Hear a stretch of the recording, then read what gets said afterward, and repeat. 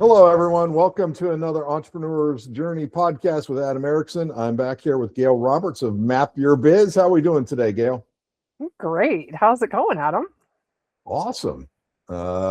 Exciting things as always happening in the world, and people are out there making money. So always want to make sure that your clients are dialed in on how to make money. And today's topic is going to be about local search.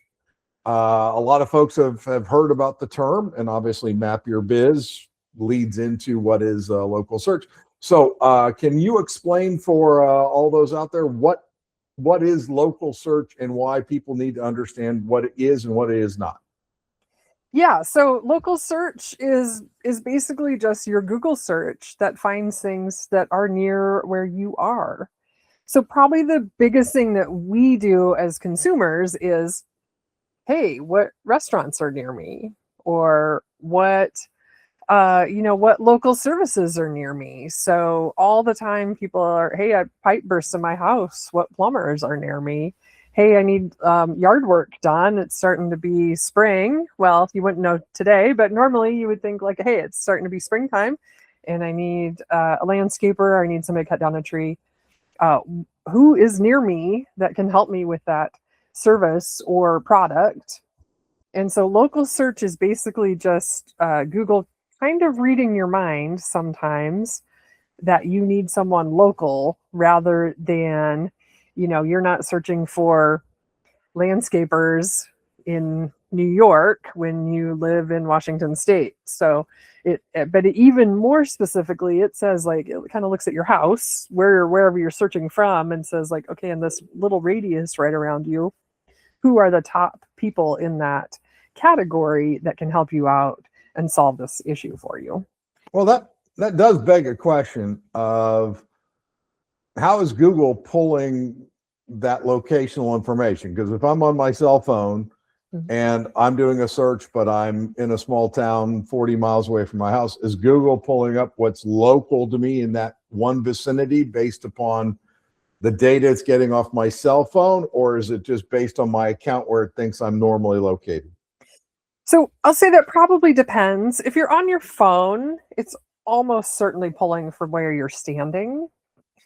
If you're on your laptop, it might be pulling from your default location, which could be your home or your office.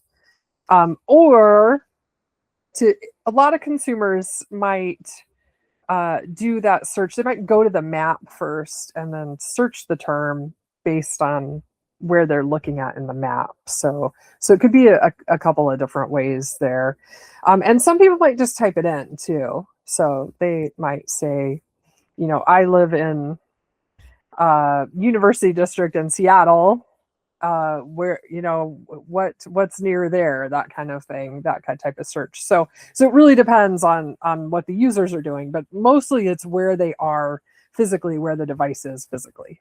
So as a business, one of your clients, how do you help them dial this in? Because you also mentioned something near and dear to my heart, being a salesperson, is time of year, right? Springtime's coming up. Landscapers, those that are selling various things for gardens, everything, it would be critically important for them to double check and make sure that they're popping up in the right places. So how do you interact with your clients to ensure that they're not missing out on everyone that's starting to search on things and where they want to go and check out? Yeah, so there's a few great strategies for this. So one is just mentioning where they are. So Google Business Profiles have a post option. So like a lot of social media, so you can post, hey, we're in the Ridgetop neighborhood this week doing this great project. So that feeds the algorithm exactly where you are. Two is having it on your website. So we serve these neighborhoods, we serve these towns, these neighborhoods. So, and get real specific, because if you do a lot of your jobs in one neighborhood in particular, or in a group of neighborhoods in particular, put those neighborhoods on your website. And then anything else you do online also feeds that. So Facebook, Nextdoor, LinkedIn, anything like that, where you're putting work that your company has done out on the internet, it takes that that data. So if you type it out and say we're in this neighborhood, but it also takes the metadata from those pictures.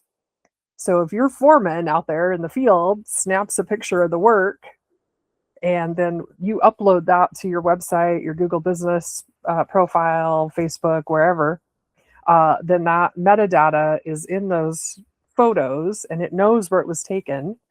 And so then that tells Google, hey, they're there doing work and they just uploaded this picture. So they were just there doing that work. So that feeds that local search even more. Makes sense. And my assumption is that as MapYourBiz engages with clients, you have kind of a checklist of, if you're doing this, make sure you do this and all those things, which is why you exist, because most small business owners I know of are very much focused on what it is they do, not necessarily how do I show up on a search, and what are all my stats thereof. So that's a fascinating angle there, and I'm certain a lot of your clients are going to appreciate your very straightforward manner in presenting it and helping them through this to generate more business as the season starts rolling on. So with that being said, anything else about local search that clients should know about at this point in time? I think the number one takeaway from local search is don't be afraid to be hyper local. So maybe you serve one city, but within that city are neighborhoods and maybe even HOAs that you've dealt with. Don't be afraid to actually load those sort of keywords into your posts and your website to say you serve those very specific neighborhoods, because you could be the go-to person in that part of the city. And then that just solves a lot of problems for you, because you then know that neighborhood, you know the HOA, you know the neighbors, you become part of the fabric of that really specific location. And then you'll just be the person they call for everything. Awesome. Well, appreciate the information as always, and look forward to our next session. Thank you, Gail. All right. Thank you. Bye-bye.